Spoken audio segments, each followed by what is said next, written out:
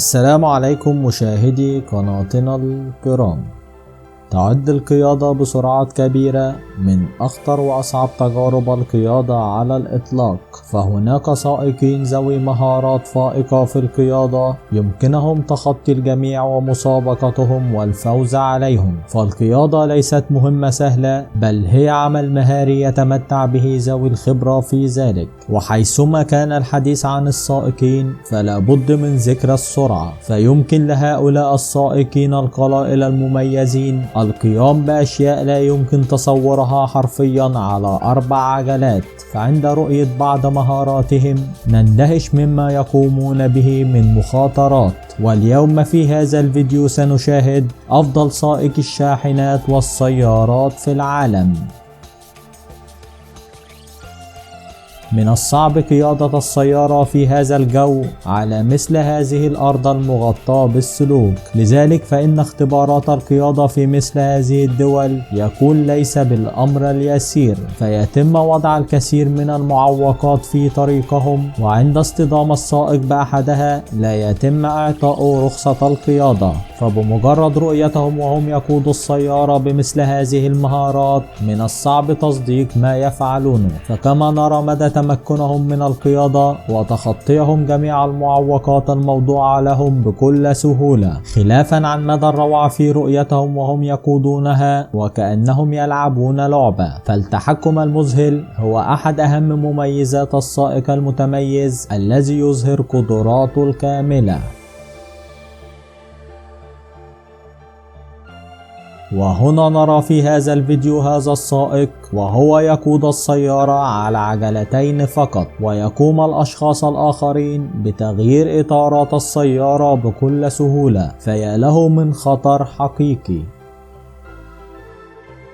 وهنا نرى في هذا الفيديو هذا السائق الذي فقد يديه في حادث دراجة نارية، لكنه لم يفقد حبه وشغفه لقيادة السيارات، فيقوم بقيادة السيارة بقدميه ويقوم بالانجراف بها بسرعة وتمكن كبير جدا. فيا له من سائق خارج عن المألوف.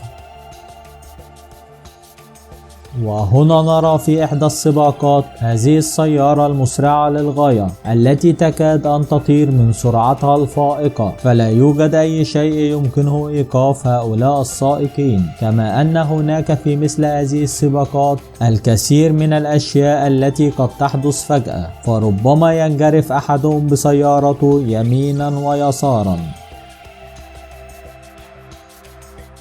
وهنا نرى في هذا الفيديو هذا السائق وهو يقوم بقيادة سيارته إلى الخلف بمهارة شديدة، فقد اعتاد هذا السائق على فعل ذلك على جميع الطرق بكل سهولة.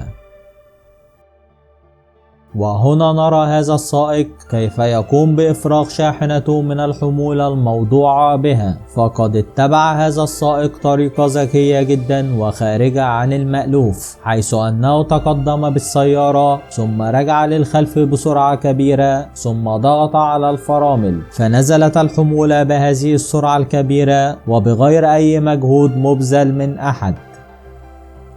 وهنا نرى في هذا الفيديو هذا السائق وهو يقود السيارة على عجلتين فقط في السعودية، فكم له من شخص متمكن.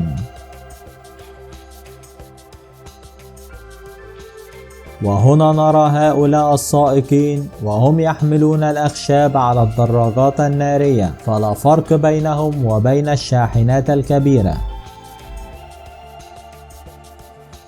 وهنا نرى أحد السائقين وهو يصعد بالسيارة على كوبري يعادل ارتفاع مبنى من طابقين بزاوية 45 درجة. فهذه الصورة ليس لعبة للأطفال، بل هي حقيقة بالفعل. فيا له من سائق رائع. وهنا نرى في هذا الفيديو هذا السائق وهو يقوم بقيادة سيارته بسرعة كبيرة جدا على عجلتين فقط، فبمجرد النظر إليه ستندهش مما يفعل. فيا له من سائق رائع.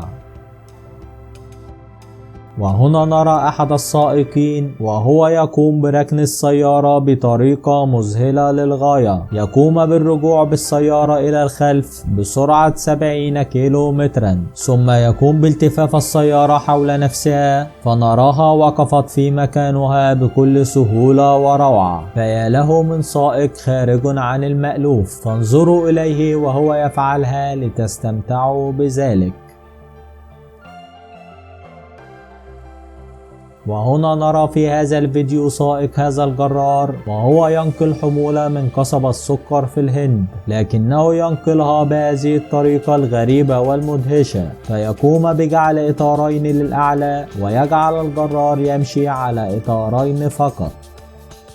وهنا نرى في هذا الفيديو كيف يتم التعامل مع هذه الحمولة الكبيرة من الأخشاب بشكل رائع.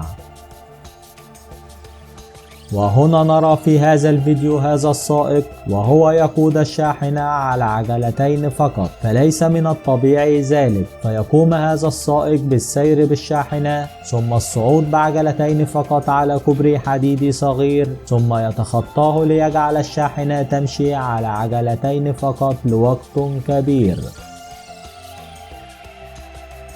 وهنا نرى في هذا الفيديو بعض السيارات التي قامت بتحميل بعض الحمولات الكبيرة الزائدة عن قدرة تحمل تلك السيارات، فمن المذهل رؤية بعض هذه السيارات المحملة بمثل هذه الطريقة على أرض الواقع، وفي مثل تلك الحالات إما أن تقع الحمولة كما نرى أو تتعطل السيارة.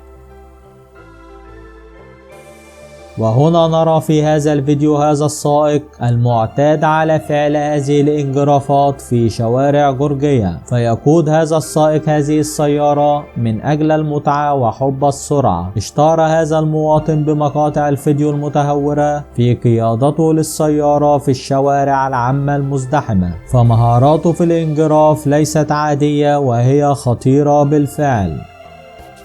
وهنا نرى في هذا الفيديو هذا السائق وهو يقود السيارة في حلقة دائرية ارتفاعها 65 قدما بزاوية 360 درجة، فقد يحدث لهذا السائق الدوار عند القيادة بهذه الطريقة، لكنه متمكن في فعل ذلك، فهذا خطير بالفعل.